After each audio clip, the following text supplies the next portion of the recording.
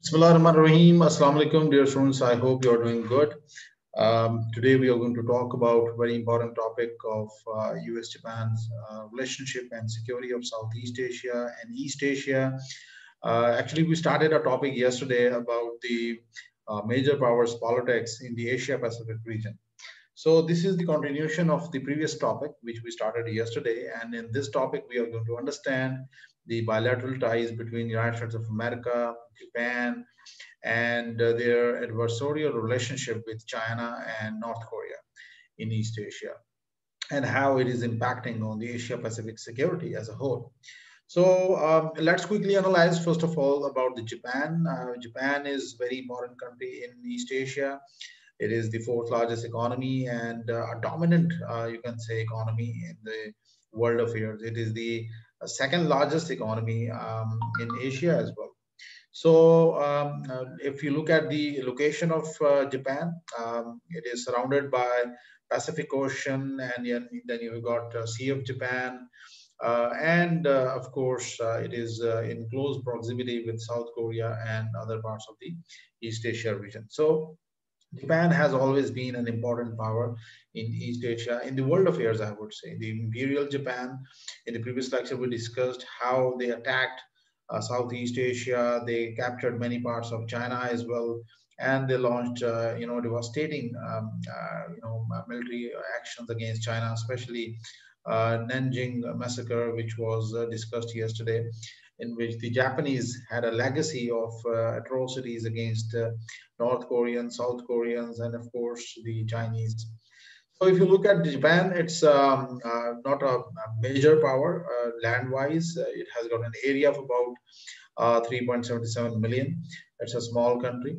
And then you've got a population of about 126 million and highly skilled population, which is contributing in their economic boom.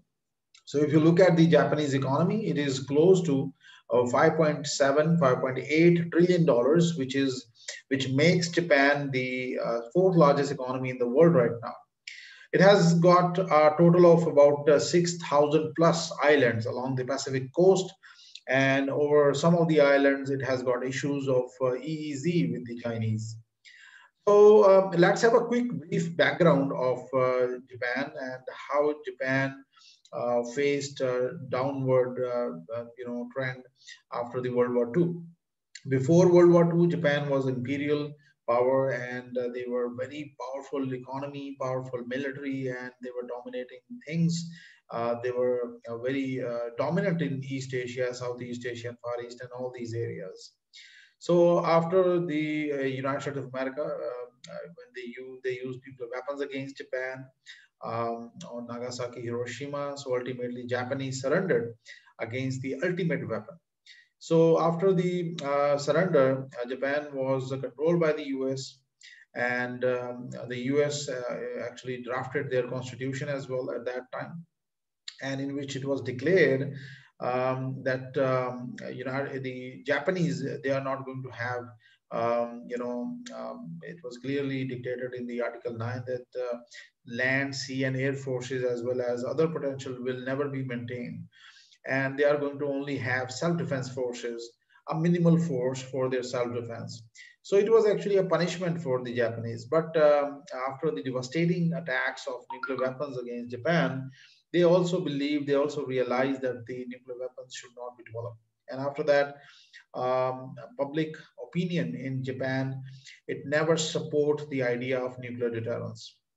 Japan regained its sovereignty in 1952 after the signing of the San Francisco Peace Treaty, which officially ended the conflict and allocated compensation to allied victims of Japanese war crimes. And after that, Japanese started working on their economy and their human resource development. And you have seen that today Japan is one of the most important countries in the world.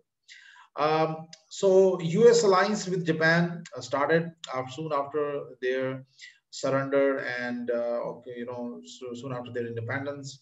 So Japan has always been used as a bulwark against the Soviet Union in the Pacific region after the Cold War, during the Cold War, I would say, because the United States of America got a base in Japan, and they stationed their huge military forces there. Around more than, I think, 60,000 troops are still deployed in Japan.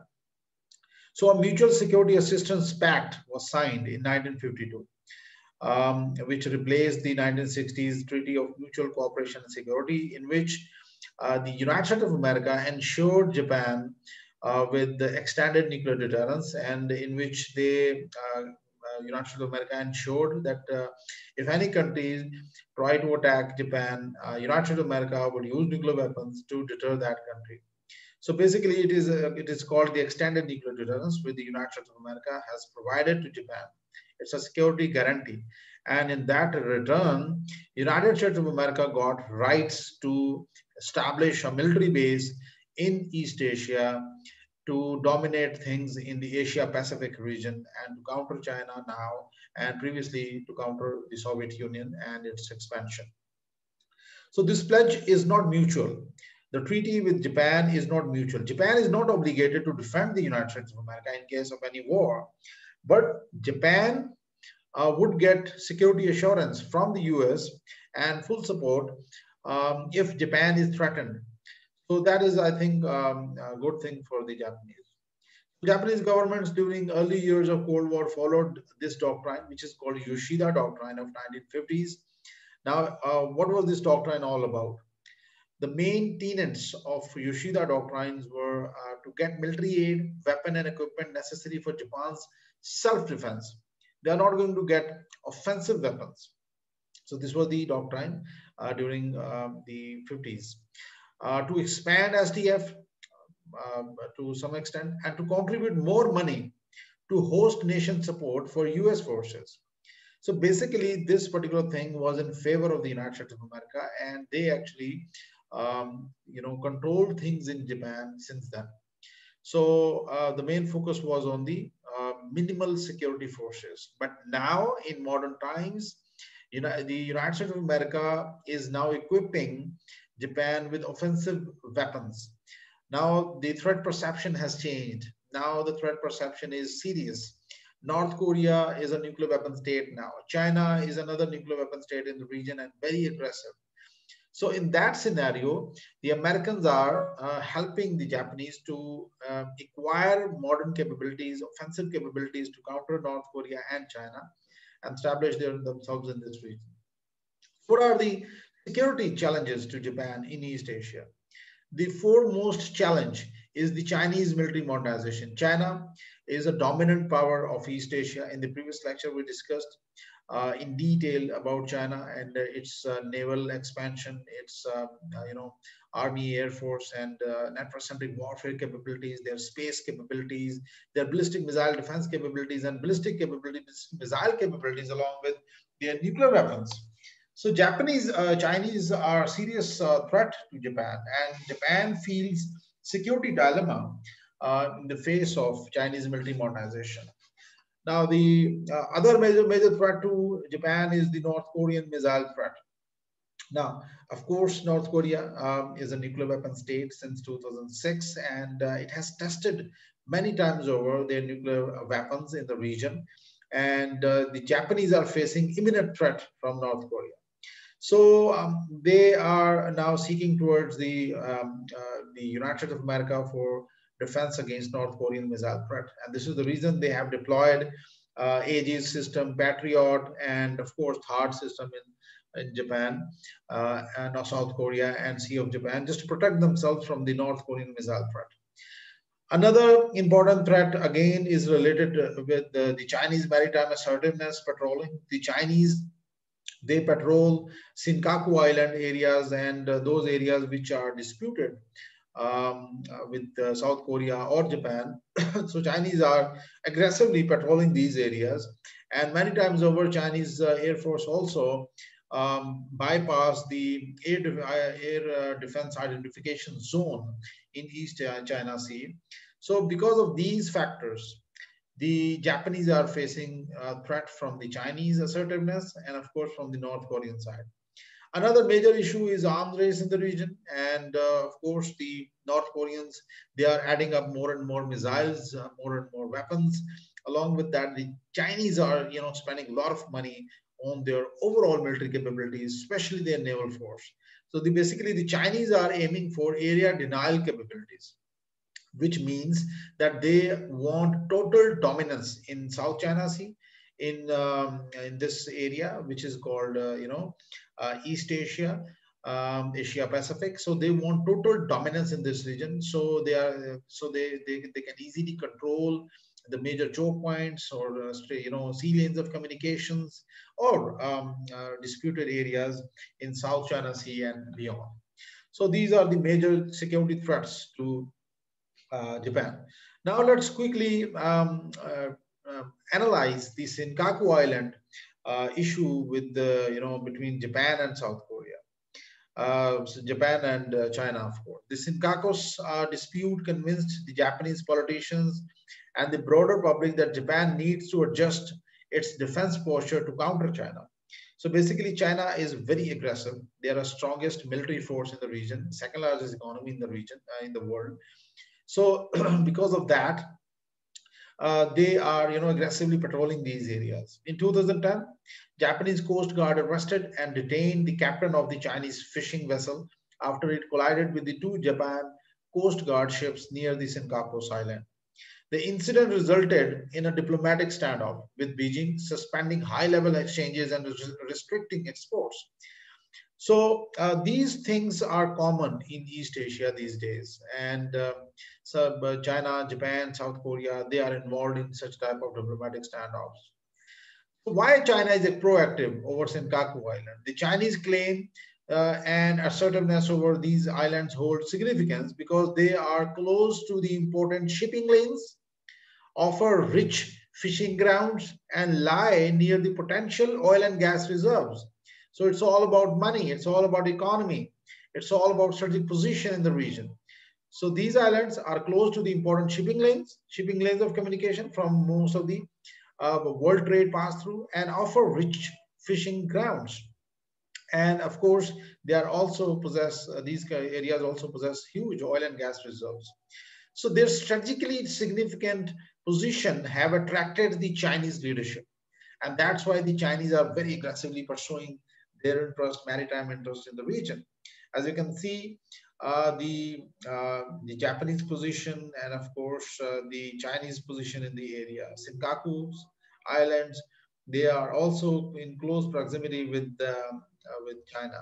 As you can see right here, the Senkaku Island, the Taiwan, which is of course officially the Chinese claim this region. It is in close proximity with this area. And here you can see this Senkaku Island. And Japan, of course, they have got many, nearby many islands which prove its authority over this particular island.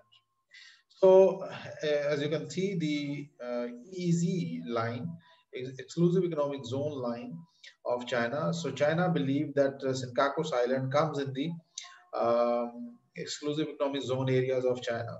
Whereas the Japanese, the white line, claims that many other areas also comes in the exclusive economic zone areas of China. And Taiwan also claim this area through their exclusive economic zone.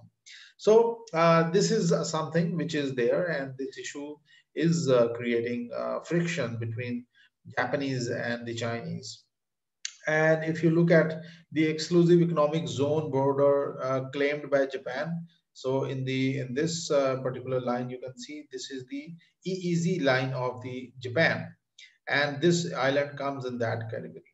And exclusive economic zone border claimed by China, they are also right here, as you can see in this line, and they also believe that this comes in their exclusive economic zone area. So this Senkaku Island actually is in between these two major powers and their interest.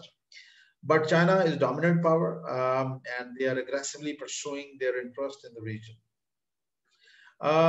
Starting in the fall 2012, China began regularly deploying maritime law enforcement vessels near the islets, the Senkaku Island, and stepped up what it called routine patrols to assert jurisdiction in what it called China's territorial waters. So Chinese military surveillance planes reportedly entered airspace that Japan considers its own. in what Japan's defense military called the first such incursion in 50 years. So now the Chinese are trying to reclaim these areas. In 2013, both countries scrambled fighter jets. Japan drafted plans to shoot down unmanned aerial vehicle drones of the Chinese. So if you look at these scrambles, you can understand in 2010, there were 96 scrambles by the Japanese. And in 2016, the number grew and it reached about 842 scrambles. इसका मतलब ये है कि when the Chinese breach the air defense or airspace, automatically the Japanese they try to counter and they scramble their aircraft. Scramble का मतलब अपने जहाजों को हवा में ले जाते हैं ताकि उसको counter कर सकें. And in you can see the scrambling has taken place throughout since 2010. So which has created tension in Japan. And Japan, militarily, Japan is a weak country as compared to China. In 2013, China announced an air defense identification zone in the East China Sea that includes airspace over the islands. So a move that Japan and United States condemned as a destabilizing step that alters the already dictated status quo. So it was an aggressive step by the Chinese, and it was discouraged and condemned by the US and Japanese, but they can't do anything about it because China is a very powerful state.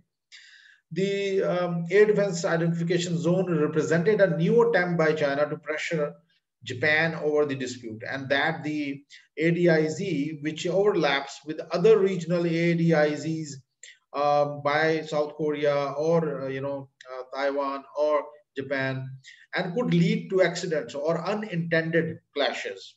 So basically, the Chinese are aggressive in this region, and they are very powerful also. So rising tensions between Japan and China are increasing with the passage of time. The tensions between Japan and China have direct implications for the US-Japan alliance, because if anything happens in the region, if China somehow engages Japan in a limited conflict, automatically the US is a guarantor to Japan, and the US has to play a role. So that would be a serious challenge, and that would be a big question mark on the United States of America, whether they protect Japan and risk their own security against China or not. That is the question. The intermingling of fishing vessels, military assets, and maritime law enforcement patrols complicates already fragile security situation in the region. So China and Japan are at risk of escalating into direct conflict, which in turn could involve the US commitment to defend Japan. And that would be a serious challenge for the regional and global security, because if the United States of America plays any role, so it would be, it may invite very aggressive response from the Chinese, because China is very powerful in the region. And the US has no match with China in this region, in the Asia Pacific region. So the issue is there, and fishing vessels, military assets, and maritime law enforcement patrols of China and Japan are actually creating problems for both states.